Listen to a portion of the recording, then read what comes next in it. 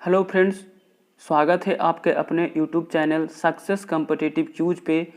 आज हम लोग बात करेंगे प्राचीन भारत के काफ़ी इम्पोर्टेंट टॉपिक जो कि महाजनपद से संबंधित है।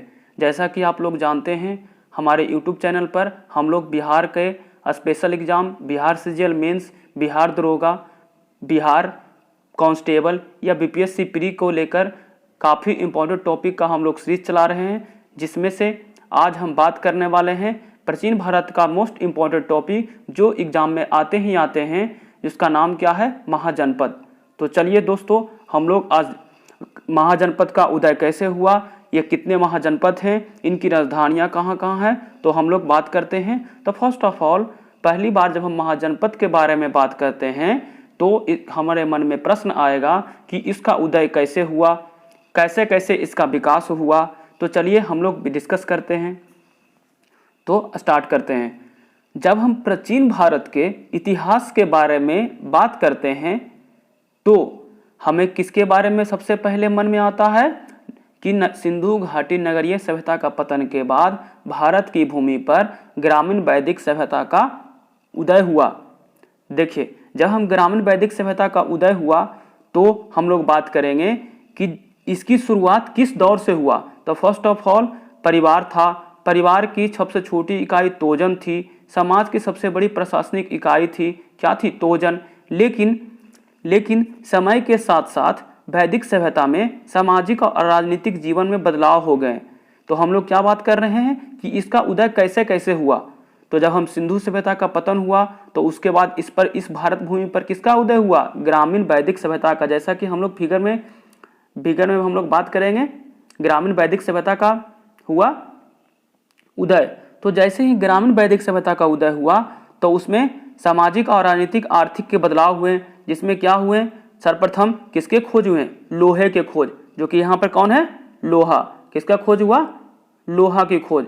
जब हमारा लोहा की खोज हो गया तो ये और आगे आगे धीरे धीरे बढ़ा और सामाजिक जीवन के स्तर उच्च हुए, जिसमें से धार्मिक कर्मकांड हुए। और जब धार्मिक कर्मकांड हुए तो नगरीय सभ्यता की शुरुआत हुआ। नगरीय सभ्यता की जब शुरुआत हुआ तो इसमें जनसंख्या भी वृद्धि हुआ। देखिए, जनसंख्या वृद्धि हुआ, सब लोग एक दूसरे में, जनसंख्या वृद्धि के बाद एक ऐसा बदलाव हुआ जहां पर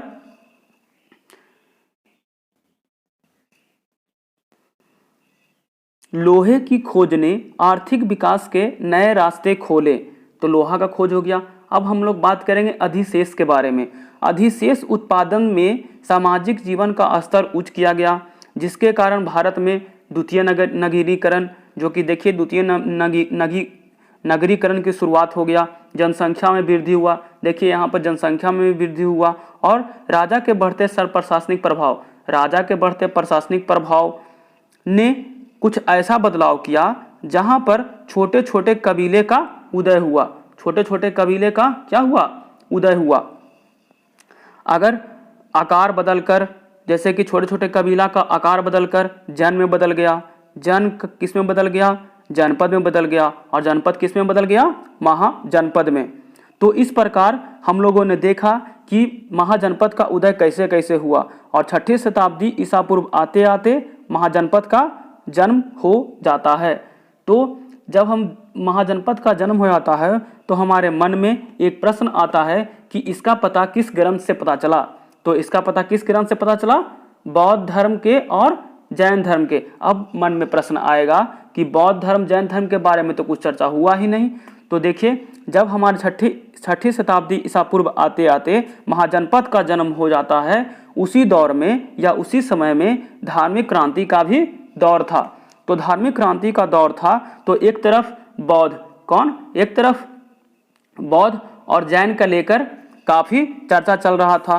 तो उसी में हम लोग को पता चलता है, बौद्ध धर्म और जैन धर्म से कुछ ग्रंथों से हम लोगों को पता चलता है कि महाजनपद के बारे में। तो वो इसमें फर्स्ट ऑफ ऑल क्वेश्चन क्या आता है कि महाजनपद की पता बौद्ध धर्म के किस निकाय से और जैन धर्म के किस सूत्र से पता चलता है। तो अगर हम बौद्ध धर्म के बारे में बात करेंगे तो कौन सा निकाय, अंगुत्तर निकाय। अगर हम भगवती धर्म, जैन धर्म के बारे में बात करेंगे तो कौन सा सूत्र, भगवती सूत्र। तो ये जो दो question exam point of view से काफ़ी इंपॉर्टेंट है। तो चलिए हम लोग अब इसके जानकारी कहाँ से मिलती है उसके बारे में हम लोग चर्चा कर लिए। अब हम लोग आगे बढ़ते हैं कि इसकी संख्या कितनी है। वर्तमान में महाजनपदों की संख्या कितनी है कुल मिलाकर 16, जिसमें से अगर हम बिहार की बात करते हैं तो वो कितना है बिहार में कितना है 3 गो। अगर हम यूपी की बात करते हैं तो कितना है 8 गो। तो अगर हम बिहार और यूपी की टोटल की बात करते हैं तो कुल मिलाकर कितना है 11 गो। अगर उसी तरह से हम जब आगे बढ़ते हैं तो क्या होता है मध्य प्रदेश में 1 पीस, राजस्थान में 1 गो, आंध्र प्रदेश में 1, अफगानिस्तान में 1, पाकिस्तान में 1। तो इस तरह से कुल मिलाकर महाजनपदों की संख्या कितनी हो जाती है 16। अब हम आते हैं, जब पता चल गया कि महाजनपदों की संख्या 16 है तो यहाँ ये कहाँ स्थित है और कहाँ से पता चलता है, तो हम लोग प्रश्न मन में उठेगा। तो फर्स्ट ऑफ ऑल अगर हम बिहार की बात करेंगे तो कितना था यहाँ पे बिहार की बात करें तो कितना था 3 गो, यूपी में 8 गो, मध्य प्रदेश में 1 गो, राजस्थान में 1।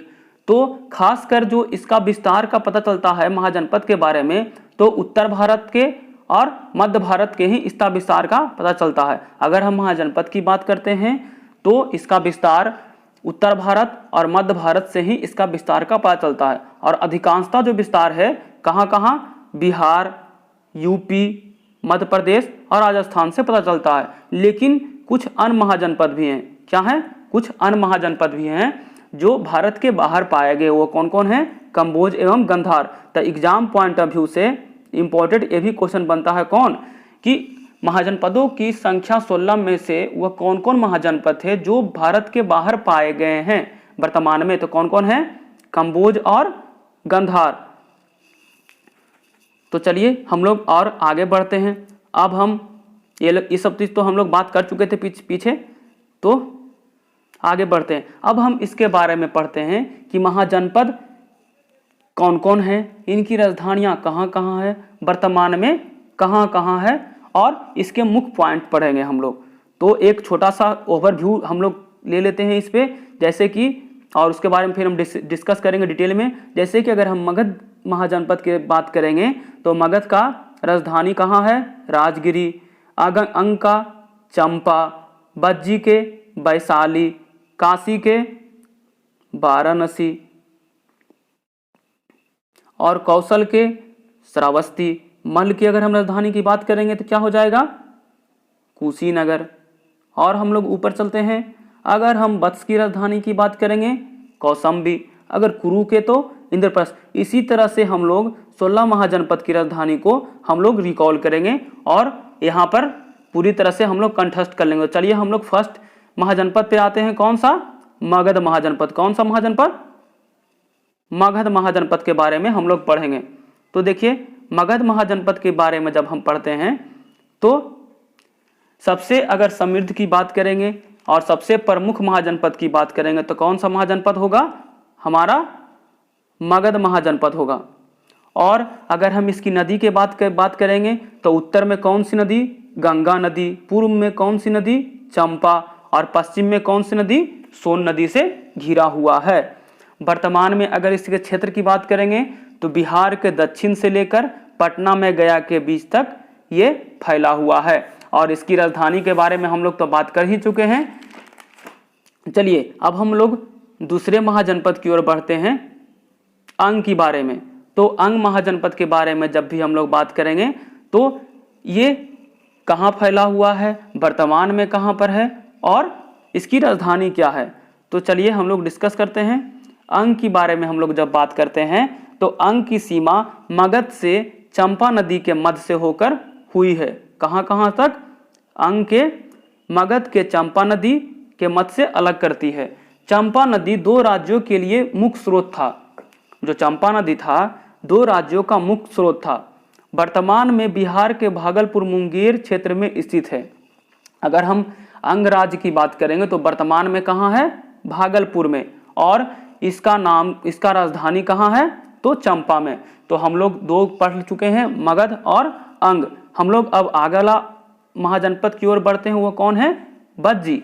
अगर हम बज्जी की बात करते हैं तो इसमें काफ़ी important exam point of view से क्वेश्चन बनती है कि यह कितना जनपदों से मिलकर बना हुआ है। क्वेश्चन पूछेगा कि महाजनपदों में से उस महाजनपद के नाम बताइए जो 8 जनपदों से मिलकर बना हुआ है, तो वो कौन था? बज्जी ही था। चलिए अगर हम बज्जी की राजधानी की बात करते हैं तो वो कहाँ है? वैशाली। लिच्छवी जनपद की सबसे प्राचीनतम गणतंत्र है। क्या है? लिच्छवी जनपद की सबसे प्राचीनतम गणतंत्र है और ये गंगा नदी के उत्तर में और पश्चिम में गंडक नदी से घिरा हुआ है। अगर बज्जी संघ की बात करेगा ये किस किस नदी से घिरा हुआ है, तो उत्तर में गंगा नदी और पश्चिम में गंडक नदी। तो चलिए हम लोग आगे बढ़ते हैं।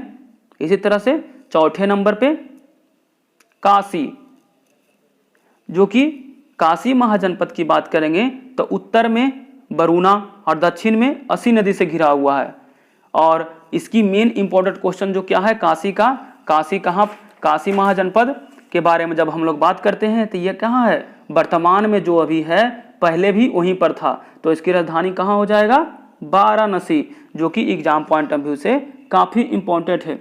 वर्तमान काल में काशी की स्थिति वही है जो प्राचीन काल में थी, वही जो हम लोग पीछे बात किए। तो चलिए हम लोग अगर काशी के बारे में हम बात करते हैं तो बुध और महावीर के समय कौशल राज्य पर राजा प्रसेनजित का शासन था। जो कौशल राज अपना था उस पर किसका राजा था? प्रसेनजित राजा था। यह एक शक्तिशाली महाजनपद था, लेकिन अंततः यह भी मगध राज में मिल गया। आगे हम लोग पढ़ते हैं काशी के बाद कौशल के बारे में। किसके बारे में? कौशल के बारे में। अगर हम कौशल के बारे में बात करते हैं तो कौशल, इसकी राजधानी कहाँ थी, कैसे कैसे फैला हुआ है, वर्तमान में कहाँ पर है। तो चलिए हम पहले राजधानी की बात कर लेते हैं। तो कौशल राज की राजधानी कितने जगह थी? 2 जगह थी, श्रावस्ती और साकेता। तो अगर हम श्रावस्ती की बात करेंगे तो कौशल की दक्षिण की में राजधानी कहाँ थी? श्रावस्ती। और उत्तर में बात करेंगे तो इसकी राजधानी कहाँ थी? साकेता। तो अगर हम नदी की बात करेंगे तो दक्षिण में गंगा नदी, पूरब में गंडक नदी और उत्तर में हिमालय पर्वत। तो चलिए हम लोग नेक्स्ट महाजनपद पे चलते हैं। वो अपना कौन है? तो मल्ल है। अगर हम मल्ल की बात करते हैं तो मल्ल अभी वर्तमान में कहाँ पड़ता है, इसकी राजधानी कहाँ है, जो कि 2 ही इंपॉर्टेंट मोस्ट क्वेश्चन बनता है महाजनपद से। उसकी राजधानी कहाँ है और वह वर्तमान में कहाँ पड़ता है। तो चलिए वर्तमान में अगर हम मल्ल की बात करेंगे तो कहाँ पड़ता है? यूपी में, जो कि कहाँ? यूपी के देवरिया क्षेत्र में। अगर इसकी राजधानी की बात करेंगे मल्ल की तो इसकी राजधानी कहाँ है? कुशीनगर, जहाँ पर गौतम बुद्ध का महापरिनिर्वाण हुआ था। VVI क्वेश्चन बन जाता है एग्जाम पॉइंट ऑफ व्यू से कि गौतम बुद्ध का महापरिनिर्वाण कौन से जनपद में हुआ था। तो कौन सा जनपद? मल्ल जनपद। मल्ल जनपद की राजधानी कहाँ थी? कुशीनगर। चलिए बज्जी संघ की तरह ही मल्ल भी एक लोकतांत्रिक राज था। जिस तरह बज्जी एक लोकतांत्रिक था उसी तरह मल्ल भी एक लोकतांत्रिक राज था। कुशीनारा और पावा ये जैन और बौद्ध के महत्वपूर्ण शहर हैं। तो हम लोग बात करते हैं इसके बारे में। किसके बारे में? कुशीनारा और पावा के बारे में, जो कि एग्जाम पॉइंट ऑफ व्यू से अगर डीप में जाता है तो ये क्वेश्चन बन सकता है एग्जाम में कि महावीर ने अंतिम क्षण में भोजन कहाँ ग्रहण किया। तो कहाँ ग्रहण किया था? कुशीनारा में, जो कि लुसेंट में या नहीं है हमारे बुक में। इसके लिए इसको हम लोग इंपॉर्टेंट पॉइंट व्यू से रखेंगे कि महावीर ने अंतिम क्षण में भोजन कहाँ किए थे? कुशीनारा में। अगर हम गौतम बुद्ध की बात करेंगे कि गौतम बुद्ध ने अंतिम क्षण में भोजन कहाँ प्राप्त किए थे, तो कहाँ किए थे? पावा में। तो हम लोग मल्ल जहाँ महाजनपद तक चल जा चुके हैं, तो अगला होगा क्या हो जाएगा? बत्स। तो देखिए यहाँ पर हम लोग बात कर चुके थे कि यह कौन थे? गौतम बुद्ध और महावीर थे। और ये कौन थे? राजा प्रसेनजित थे। तो चलिए हम लोग आगे बढ़ते हैं वत्स के बारे में। तो जब हम वत्स की बात करेंगे तो वो इसकी राजधानी कहाँ थी? तो चलिए राजधानी की बात करते हैं। वत्स की राजधानी कहाँ थी? कौसंबी थी। कहाँ थी? कौसंबी। और ये कहाँ अभी वर्तमान में है? तो कहाँ है?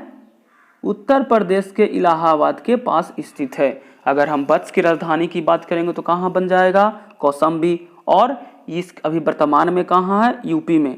अगर कौसंबी की अगर हम बात करते हैं तो 7वीं शताब्दी में उदय हुआ था। ये 7वीं शताब्दी में वत्स क्या हो गया था, उदय होना शुरू हो गया था। ये क्या लिखा हुआ है, 7 हिंदी में लिखा हुआ है। चलिए, और शुरुआती में जब यहाँ को जो राजा थे वो क्या किए थे, इनका विरोध किए थे उदयन, और बाद में इनका क्या हो गए, बौद्ध धर्म का अनुयायी भी बन गए। तो बस ये नॉलेज के लिए था। तो चलिए, वत्स भी हम लोग पढ़ लिए। वत्स के बाद हम लोग चलते हैं कुरु। जब हम कुरु की ओर बढ़ते हैं तो कुरु का राजधानी कहाँ है, इंद्रप्रस्थ, जो एग्जाम पॉइंट ऑफ व्यू से क्या है, काफी इंपॉर्टेंट है। कुरु की राजधानी कहाँ है, इंद्रप्रस्थ। अगर वर्तमान में पूछेगा कुरु कहाँ पर पड़ता है अभी, तो दिल्ली में। कुरु वर्तमान दिल्ली के पास एक महत्वपूर्ण महाजनपद है। कुरु और कौरवों से जुड़ा इसका वर्णन महाभारत में भी मिलता है। आगे हम लोग बात करते हैं, कौटिल्य के अर्थशास्त्र में कुरु राज का वर्णन है। कुछ क्वेश्चन बन सकता है एग्जाम के पॉइंट ऑफ व्यू से कि अर्थशास्त्र के हिसाब से या अर्थशास्त्र में या कौटिल्य के अर्थशास्त्र में किस महाजनपद का वर्णन मिलता है। तो कौन सा महाजनपद का वर्णन मिलता है, कुरु महाजनपद के बारे में वर्णन मिलता है। तो हम लोग कुरु भी पढ़ लिए। हम लोग आगे चलते हैं पांचाल के बारे में। किसके बारे में, पांचाल के बारे में हम लोग पढ़ते हैं। तो जब भी हम पांचाल के बारे में चर्चा करते हैं तो पांचाल की राजधानी कहाँ है, अहिछत्र। कहाँ है, अहिछत्र, और कहाँ पड़ता है, बरेली क्षेत्र का हिस्सा है। प्राचीन काल में पांचाल के दक्षिण और उत्तर 2 हिस्से थे। कौन कौन हिस्से थे, दो हिस्से थे, दक्षिण और उत्तर। और यह ही पांचाल गंगा नदी और हिमालय की पर्वत श्रृंखलाओं के बीच स्थित है। तो पूछ सकता है कि कौन सा महाजनपद है जो गंगा नदी और हिमालय के पर्वत श्रेणियों के बीच स्थित है, तो वो अपना कौन है, पंचाल। हम लोग आगे बढ़ते हैं। पंचाल के बाद हम लोग सूरसेन की तरफ बढ़ते हैं। तो जैसे ही अगर हम सूरसेन की बात करते हैं तो सूरसेन की राजधानी कहाँ थी, अपना मथुरा। और यह किस कहाँ पे बैठा हुआ है, और वह कहाँ पर है, यमुना नदी के पश्चिम में मत्स्य राज के पूर्व में स्थित है। तो गौतम बुद्ध के समय अगर हम बात करेंगे बौद्ध धर्म का प्रचार के, तो कौन किए थे, सूरसेन ने। कौन क्या था, सूरसेन ने गौतम बुद्ध का धर्म का प्रचार किया था। हम लोग सूरसेन पढ़ लिए। अब लोग हम आते हैं नेक्स्ट महाजनपद चेदी के बारे में। चेदी राज का वर्णन हमें महाभारत में देखने को मिलता है। देखिए, क्वेश्चन ये भी बन सकता है कि किस महाजनपद का वर्णन महाभारत में देखने को मिलता है। तो कौन सा है, अपना चेदी महाजनपद। चेदी महाजनपद की राजधानी कहाँ थी, शक्तिमती। और शिशुनाग इस समय क्या था, वहाँ पर सहयोगी हुआ करता था कुरु राजाओं का। लेकिन इसमें क्वेश्चन बनता है फैक्ट के रूप में कि शिशुनाग की हत्या किसने किया था, तो कृष्ण भगवान की तरफ से। अगर बोला जाता है कृष्ण भगवान ने ही शिशुनाग का हत्या किया था स्पेशल अपने। और अब आते हैं हम लोग नेक्स्ट महाजनपद अवंती के बारे में। तो अवंती के बारे में जब हम बात करते हैं तो इसकी राजधानी कहाँ थी, कहाँ वर्तमान में पड़ता है। तो चलिए, अगर हम इसके 2 राजधानी थी, क्या राजधानी थी, 2 राजधानी अवंती की। उत्तर की राजधानी उज्जैन और दक्षिण की राजधानी क्या थी, महेशमती। क्या थी, महेशमती। तो चलिए, अवंती राज की 2 राजधानी थी, कौन कौन, उज्जैन और महेशमती। अवंती राज किस नदी की जगह पर 2 भागों में विभाजित करता है, तो नर्मदा नदी। अवंती महाजनपद की वर्तमान स्थिति कहाँ पड़ती है, तो मध्य प्रदेश में पड़ती है। तो चलिए, हम लोग अवंती के भी बारे में बात कर लिए। अब हम लोग बात करेंगे मत्स्य महाजनपद के बारे में, जो कि इसका डायरेक्ट एग्जाम में पूछता है कि मत्स्य महाजनपद की राजधानी कहाँ थी। तो कहाँ थी, विराटनगर में। और ये वर्तमान में कहाँ पड़ता है, जयपुर में पड़ता है। तो इससे बस यही क्वेश्चन बनता है। आगे अगर हम बात करते हैं नेक्स्ट महाजनपद अस्मत की, तो अस्मत की राजधानी कहाँ थी और यह कहाँ पड़ता है। तो चलिए, हम लोग बात करते हैं अस्मक के बारे में। अस्मक की राजधानी कहाँ थी, पोटल या पोटली। और वर्तमान में यह कहाँ पड़ता है, आंध्र प्रदेश में। ये क्वेश्चन पूछ सकता है एग्जाम पॉइंट ऑफ व्यू से कि दक्षिण भारत का एकमात्र महाजनपद की नाम बताइए। तो वह कौन हो जाएगा, अपना अस्मक ही हो जाएगा। हम लोग आगे बढ़ते हैं। देखिए, अब हम जो बात करेंगे, जो हमारे वर्तमान भारत में महाजनपद नहीं है, जो कौन कौन है, कंबोज और गंधार। कौन कौन, कंबोज और गंधार। 2 ऐसे महाजनपद की नाम बताइए जो भी वर्तमान भारत में नहीं है। तो कौन कौन हो जाएगा, कंबोज और गंधार। तो चलिए, एग्जाम पॉइंट ऑफ व्यू से ये काफी इंपॉर्टेंट है कंबोज। तो कंबोज अभी वर्तमान में कहाँ पड़ता है, तो पाकिस्तान और अफगानिस्तान के सीमा पर।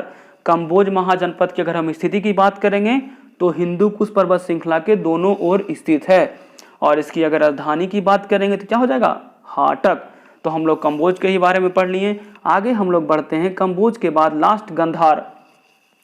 जब हम गंधार के बारे में चर्चा करते हैं तो गंधार की वर्तमान स्थिति कहाँ है, पाकिस्तान में। कहाँ है, पाकिस्तान में। अगर हम गंधार के बारे में बात करते हैं तो गंधार क्या था, उस समय काफ़ी इम्पोर्टेंट था गंधार, क्योंकि बहुत सारे राजा महाराजा जो विद्यमान के तौर पर अपना नॉलेज बढ़ाने के लिए आते थे तो कहाँ आते थे, गंधार में आते थे।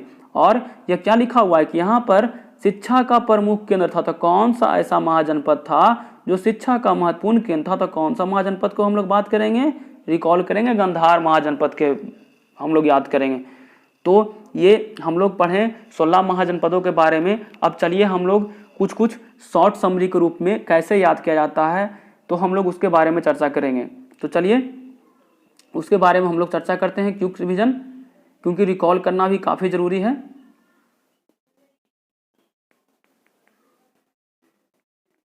चलिए क्वेश्चन जो एग्जाम पॉइंट ऑफ व्यू से बनते हैं, जो कौन कौन बनते हैं, अगेन रिवीजन करना है क्योंकि हमें यहीं पर याद भी कर लेना है।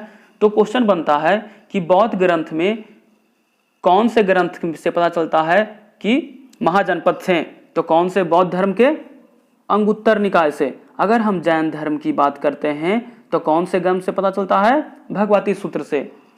तो अब हम नेक्स्ट क्वेश्चन, अगर हम बात करेंगे कि बिहार में कितने जनपद हैं महाजनपद, 3 गो, यूपी में 8 गो, बाकी सब में एक एक थे, जो कि उतना इंपॉर्टेंट नहीं है। अब नेक्स्ट क्वेश्चन बनता है कौन कौन ऐसा महाजनपद है जो भारत के बाहर है, तो कौन कौन, कम्बोज और गंधार। अगला देखिए यहाँ पर भी सब कुछ लिखा हुआ है। बिहार में कितना महाजनपद, 8 गो, यूपी में 8 गो, बिहार में 3 गो, एमपी में 1, राजस्थान 1, दक्षिण भारत 1, और ये तो पढ़ चुके हैं। तो हम लोग अब आते हैं मुख पॉइंट पे, जो कि काफ़ी इंपॉर्टेंट है, जो इसके बारे में हम लोग चर्चा नहीं किए हैं। तो चलिए अगर हम क्वेश्चन रखेगा कि प्रथम गणतंत्र का नाम बताइए जिसमें 8 जनपद था, तो कौन सा महाजनपद हो जाएगा अपना, कौन सा महाजनपद हो जाएगा, बज्जी हो जाएगा। कौन हो जाएगा, बज्जी। अगला क्वेश्चन, बुद्ध का महापरिनिर्वाण कौन से जनपद में हुआ था, तो कौन सा, किसमें, मल्ल में, जो कि कहाँ पड़ता है, कुशीनगर। ऐसे एग्जाम में आता है, डायरेक्ट ही आता है कि बुद्ध का महापरिनिर्वाण कहाँ हुआ था, तो कुशीनगर में। अगर पूछेगा महाभारत में चर्चित जनपद का नाम बताइए, तो कौन है, कुरु। आगे अगर हम एग्जाम पॉइंट ऑफ व्यू से देखेंगे कि इंडिया से बाहर कौन कौन है, तो कौन कौन था, कम्बोज और गंधार। तो यहाँ इस जो महाजनपद का टॉपिक है, इसमें लगभग यही क्वेश्चन पूछा जाता है कि इसकी वर्तमान स्थिति कहाँ है, राजधानी कहाँ है, और कौन कौन महाजनपद थे। तो दोस्तों आपको यह जानकारी कैसे लगी, कमेंट बॉक्स में ज़रूर बताइएगा। और अगर आपको यह वीडियो पसंद पड़ा तो दोस्तों के साथ शेयर, लाइक और कमेंट करना ना भूलें।